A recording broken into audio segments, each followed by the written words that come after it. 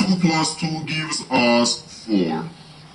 And 4 times 3 equals 12. So 12 divided by this, 12 divided by 12 is just 1.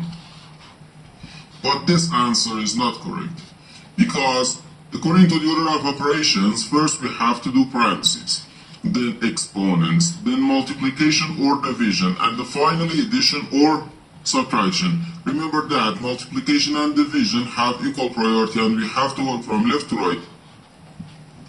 And the same applies to addition and subtraction. In this expression, we have one division, one parenthesis, and one multiplication. Inside this parenthesis, we have one addition. Here we have a multiplication, because in mathematics, when a number is placed next to parentheses, it means multiplication, and we usually don't write the multiplication sign for brevity. Okay? So, according to the PEMDAS, first we have to do this parenthesis, then this division, and finally this multiplication. If we do this multiplication before this division, it is wrong.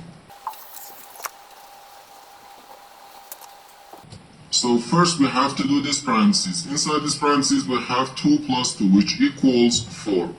So 12 divided by 4, then times 3. Okay? Now we have one division and one multiplication. As I said, the multiplication and division have equal priority and we have to work from left to right. So here, first we have to do this division. 12 divided by 4 is just 3. So 3 times 3, which equals 9. And this is our final answer to this problem.